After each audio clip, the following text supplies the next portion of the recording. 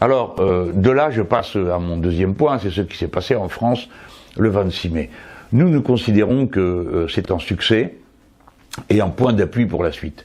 Mais peut-être que vous pouvez en douter. Moi, je voudrais attirer votre attention sur la façon avec laquelle le parti médiatique s'organise. Quand il voit arriver une grosse mobilisation, regardez comment ça s'est passé toutes les autres fois, la manif du 5 mai, ou toutes celles qui a eu lieu avant, qu'on a organisé de cette manière. Dans la semaine qui précède, vous avez une grosse charge. Et en général, un fait personnel. Alors, ils essayent de transformer les faits en une question personnelle. Alors là, c'était la manif de Mélenchon. Bon, comme ça marchait pas c'était pas très convaincant, vu qu'il y avait 80 organisations, ça devenait un peu dur de dire que tout le monde était en train de me rallier. D'ailleurs, je ne le demandais pas, et qu'est-ce que j'en ferais de ralliement de cette sorte. Enfin, faut quand même réfléchir au contexte dans lequel on est. Ça sert strictement à rien.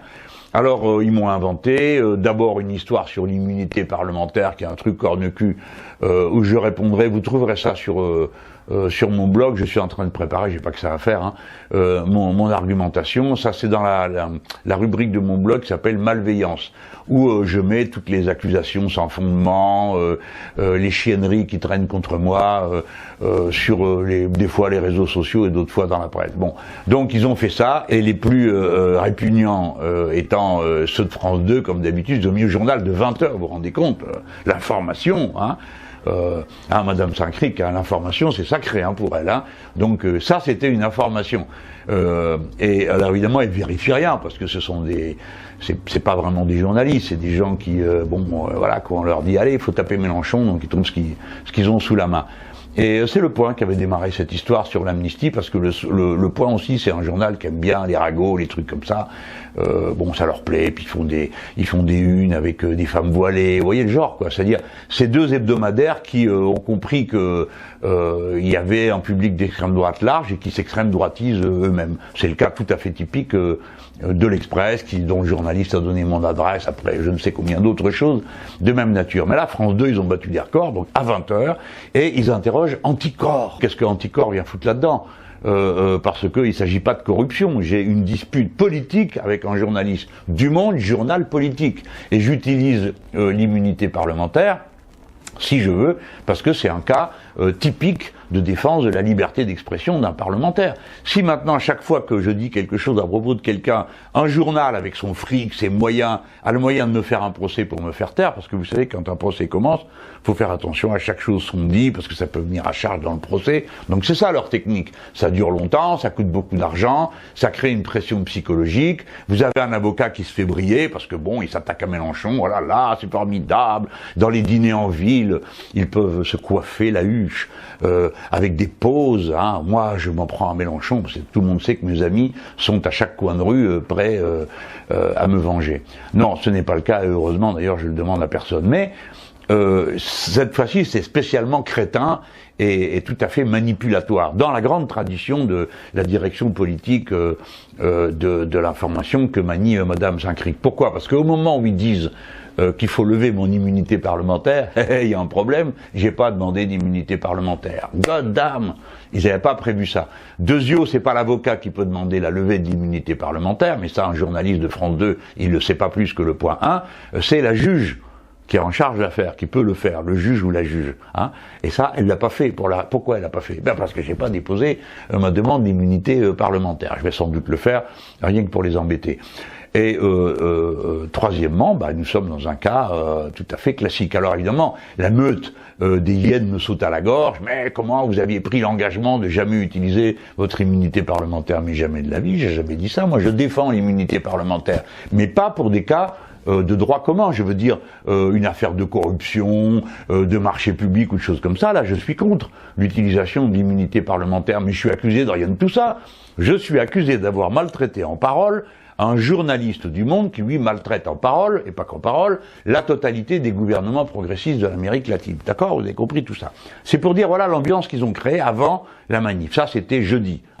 Jeudi, avec le journal de 20h, le gars qui vous appelle à manif, Anticor, tout ça, vous voyez ? Ils créent un tabou. Ils le font à chaque fois. Alors, nous, on prévoit qu'ils vont le faire, et on prévoit comment on va répliquer. Donc là, on a prévu que notre réplique, ça serait qu'il n'y en a pas. Bon, alors on savait pas ce qu'allait sortir. Quand c'est sorti, tout le monde a rigolé au bureau en disant ouais, et alors France 2 en plus. Alors là, quand vous dites ça à la France insoumise, tout le monde rigole parce qu'on les connaît, quoi. Hein. C'est les faux témoins, les trucs bidonnés. L'autre jour, c'était quoi? Venezuela. Alors il monte un type qui a une mine d'enterrement, qui dit les enfants meurent, il faut une action humanitaire. Tu vois, évidemment. Les enfants qui meurent, c'est au Venezuela, c'est pas au Mexique, non, c'est au Venezuela. Et évidemment, le gars qui dit ça, il est pas marqué en dessous. On va d'ailleurs faire sans doute encore une plainte au CSA si on a 5 minutes pour s'en occuper, parce qu'ils auraient dû prévenir que ce gars-là, c'est l'organisateur de la campagne de l'extrême droite du Venezuela. Mais c'est pas Madame Saint-Cric qui va vous le dire. Elle a l'habitude de sortir des gens comme ça du chapeau et elle vous dit ah c'est un pauvre paysan, ah zut, c'était un dirigeant syndical. Ah vous connaissez le coup, vous l'avez vu faire. Bon. Donc voilà où on en est. Ils ont fait ça, et puis après on a eu pendant 2 jours, ils ont hésité, que faire, bon, Mélenchon contre Martinez, Martinez contre Mélenchon, ou bien Mélenchon contre Ruffin, ou Ruffin contre Mélenchon. Bon, alors il y a eu à la une du Monde, Mélenchon ou Martinez, qui est le patron? Bon, c'est une question qui se pose pas, donc comme ça c'est mieux, il n'y a pas de réponse, hein, puisque la question se pose pas. Et puis Ruffin, Mélenchon, c'est exactement du même tonneau. Alors le pauvre François, il est obligé de dire, il en fait trop, quoi. Après, il dit, moi, je vais pas péter plus haut que mon cul, est-ce que je suis un homme d'État? Non. Mais ça va, quoi. À la fin, il faudrait qu'il lui foute la paix, à lui poser des questions qui ne se posent pas. Alors, on me dit qu'il me fait de l'ombre. Ben, si c'est le cas, j'en suis heureux. Parce que c'est un garçon brillant, qu'il est dans l'avenir de notre famille idéologique, et que je suis très content que BFM prépare les campagnes de nos futurs candidats, éventuellement. Je suis très content. Voilà. Alors, je le dis à BFM, continuez. Bon, alors, ça, c'est ce qui s'est passé avant. Ça n'a pas empêché que la marche du 26 mai a eu lieu. C'est un succès d'abord parce que c'est la première fois qu'il y a un cadre unitaire de cette nature avec 80 organisations. C'est un succès parce que le mouvement s'est enraciné. Vous savez, les coups précédents, on n'a jamais fait encore une opération dans tout le pays. Hein. Ou plus exactement, à la fois on a voulu le faire, on s'en était pas occupé avec assez de sérieux, c'était les casserolades. Bon. On peut pas dire que c'était très brillant comme résultat. Bon, on était content, mais bon, pas tant que ça. On n'a d'ailleurs pas trop parlé. Hein, on l'avait pas préparé, on n'avait pas mené l'affaire. Là, c'est la première fois. Et partout, il y a eu beaucoup de cortèges. Très puissants, très nombreux, bon. Donc, pour nous, c'est un succès. Et puis, pour nous autres, la France Insoumise, c'est évidemment un très grand succès. Pourquoi? Parce que nos cortèges étaient très nombreux. Une fois de plus, nos pancartes étaient partout. À chaque fois, on représentait entre 20% et un tiers du cortège global. Mais, une fois que je vous ai dit ça, je perds pas de vue quand même la difficulté dans laquelle on est. Par exemple, il m'a semblé que la participation syndicale était moins top que moi je le pensais. Alors, il y a des raisons à ça, hein, c'est pas de leur faute, hein. C'est que les syndicats sont pas trop habitués à mobiliser pendant les week-ends. L'action syndicale, en général, c'est en semaine, c'est par des actions de grève, des marches dans les rues, les jours d'action de grève, etc. Le samedi, c'est pas les traditions des organisations. Si bien que on a vu les organisations politiques extrêmement mobilisées, tout le monde, hein. Je viens d'évoquer la France Insoumise, mais on a vu aussi de beaux cortèges d'autres organisations un peu partout dans le pays, et on voyait que les militants politiques avaient du goût à entraîner avec eux d'autres personnes. Donc j'en tiens compte, parce que je comprends que aussi sur le front social, il suffit pas qu'il y ait des sigles côte à côte pour que ça déclenche des mouvements qui sont du niveau de ceux dont on a besoin à cette étape. Alors ça ne s'est pas produit. Alors du coup ils me mettent tous en cause. Mais attendez, je suis pas responsable, moi. C'est pas moi qui appuie sur un bouton et que ça sonne dans toutes les familles ouvrières et des classes populaires du pays où les gens disent allô, il y a Mélenchon qui nous appelle. Non, ça se passe pas comme ça. J'ai fait ma part de travail avec mes camarades. Notre part de travail, c'est quoi? C'est de proposer des occasions de se mobiliser. C'est de donner les moyens, de réunir les conditions. On a fait tout ça. Et puis après, le seul souverain, c'est le peuple. Et si il décide pas de venir par millions, c'est lui qui décide. Moi, je suis juste responsable de faire en sorte que s'il le décide, il y a un endroit où aller, hein, les gens. C'est ça qu'on a fait. Alors, après, les autres ont compté avec une mauvaise foi totale. Ça m'amuse beaucoup parce que évidemment, le gars ou la fille qui est démoralisé, ou qui est pas très courageux, ou qui je sais pas quoi, chacun a ses raisons dans la vie, se dit oh là là, moi j'en ai marre, rien ne sert à rien. Tiens, à ce propos, je reçois des messages de gens qui me disent ça sert à rien, les promenades, il est temps de marquer un grand coup. Ben oui, vas-y, dis voir lequel. C'est quoi le grand coup? Alors en général, ceux qui me font ce genre de numéro, une fois qu'ils ont dit ça, ils rentrent à la maison et puis ils regardent la télé en buvant leur bière, quoi. Hein. Ben nous, pendant ce temps-là, on continue le travail, qui est patient. Qu'est-ce que vous voulez que je vous dise? C'est patient, c'est long, c'est épuisant.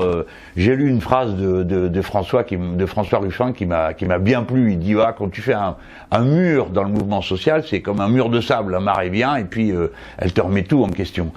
Il a raison. Mais et alors, on n'arrêtera pas le combat. D'ailleurs, c'est bien ce qu'il dit lui aussi.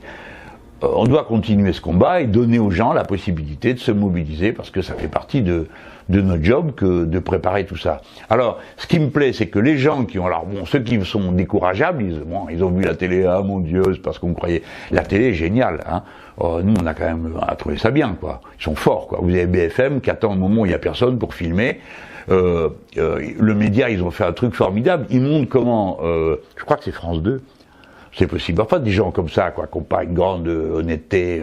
Alors, vous savez, il y a un tournant. Alors, il y a un cortège qui passe, et puis, des fois, il y a un vide avant le suivant. Et ils filment à ce moment-là. Donc, entre la fin du cortège syndical et le début du cortège politique, ils ont filmé à ce moment-là. Il y a 4-5 personnes qui traînent là au milieu. Forcément, il y a un espace vide qui doit être, 50 ou 60 mètres. Bon. Ça, c'est leur façon de faire. Il y a alors toutes sortes de gens, mais vous avez compris, ça met 24 heures, 48 heures, le temps qu'on trouve, d'autres images, etc. Et il faut comprendre la tactique du parti médiatique avec ses gros porte-avions, France 2, BFM.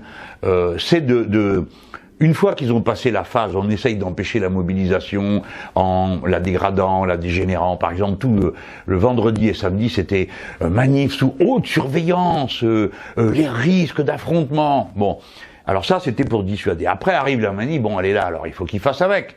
Il passe des images désespérantes, et surtout, il tue l'événement. Hein. On parle plus de l'événement, on parle des chiffres, on parle des éventuelles bagarres, et on a été servi à partir de 5 heures de l'après-midi, et ça crée une diversion qui tue l'événement. Leur urgence pour eux, c'est aplatir l'événement et passer à autre chose. Donc, ils aplatissent l'événement, le lundi, évidemment, on passe à autre chose, sauf dans la presse écrite, parce que il y a le temps que ça s'imprime, et alors là, la presse écrite, boum, boum, boum, boum, boum, j'en prends plein la tête, hein. Mais bon, c'est la vie, il faut comprendre, hein. Vous savez, s'ils font tout ça, c'est qu'ils ont drôlement la trouille, hein. Je vous rappelle quand même la situation réelle. On est 1 an après l'élection de Macron, là, 1 an. Hein. Et vous avez vu dans quel état est la situation, c'était pas prévu. Il y a 1 an qu'on serait encore là, en train d'organiser des combats de masse, de regrouper des gens ensemble pour s'opposer au pouvoir, et que le pouvoir se prendrait de telles tôles dans les sondages. Hein. Parce que toute cette agitation, c'est aussi une manière de ne pas parler de la dégringolade du président de la République et de son Premier ministre dans l'estime des gens honnêtes et travailleurs, qui pensent tous que ce sont des rascals, que c'est le président des riches et le Premier ministre des très riches de droite. Voilà, bon, c'est ça que pensent les gens, et ils ont raison, parce que c'est bien ça qu'ils sont tous les deux. Donc, c'est une lutte, donc c'est normal. L'adversaire va vous dire bravo, vous êtes merveilleux, vos mobilisations, ça marche du feu de Dieu. Alors, ceux d'entre vous qui les croient quand ils racontent leur truc, permettez-moi de vous dire d'être ballot, quoi. Voilà, si on vous demandait à vous ce que vous pensez de la manif, vous pensez comme moi. Vous avez bien vu qu'on était nombreux, vous avez bien vu que c'était dynamique, que c'était joyeux et que les gens étaient heureux d'être là, d'être tous ensemble. Bon, voilà. Alors, nous, il faut qu'on fasse un peu le bilan de tout ça. Alors, le bilan sur le fond. Bon, ça va pas changer la ligne stratégique. Moi, j'attends de voir si l'appel de force ouvrière à la journée interprofessionnelle de grève, comment c'est reçu par les autres syndicats. Clairement, on sera alors dans le cadre de l'unité syndicale, et c'est donc que les syndicats passent en première ligne de la mobilisation à créer. Il le faut déjà, il faut dire ce qui est, notamment autour des cheminots. Mais bon, nous, il faut qu'on sache se positionner et pas donner l'impression qu'on veut se mêler de tout le temps, parce que c'est pas ce qu'on veut faire. Nous, c'est pas ça qui nous intéresse. Ce qui nous intéresse, c'est que l'action syndicale soit victorieuse. C'est pas moi qui dirige le mouvement des cheminots, ni personne à la France insoumise. Hein. C'est les syndicats de cheminots. De même que c'est pas moi qui organise le travail des confédérations syndicales, elles l'organisent elles-mêmes. Donc il faut leur rendre la responsabilité qu'est la leur et pas brouiller les pistes. Moi, j'ai jamais cherché à le faire. Hein. On a cherché avec les amis à proposer des grands moments où tout le monde se retrouve pour aider les syndicats, pour appuyer leur action. Et je trouve qu'on a fait notre boulot, donc je suis content. On a fait notre travail de manière plutôt réussie, dans le contexte dans lequel on est. Nous, on doit évidemment continuer à soutenir ce qui se passe dans les mouvements sociaux, mais on a notre propre responsabilité politique. Parce que, vous voyez, par exemple, je suis rentré de la manif samedi, je remontais de Marseille, dimanche, j'étais dans l'hémicycle parce qu'il y avait la loi sur l'agriculture, et en particulier, toutes les questions, pour moi, la partie dont je m'occupais, souffrance animale, et tout ça. Avant, il y a eu la partie économique dans laquelle il y avait Loïc Prud'homme et François Ruffin. Ensuite, c'est Loïc Prud'homme, Mathilde Panot et tous les autres qui ont pris la suite, Bastien Lachaud. Et moi, je suis venu en renfort dimanche, pour intervenir sur ces questions. Bon, donc j'y suis resté jusqu'à 23h. Donc c'est pour vous dire, on a nos propres responsabilités, et ça prend du temps, de l'énergie, du travail, donc on peut pas non plus être partout 24 heures sur 24 sur tous les fronts. Donc.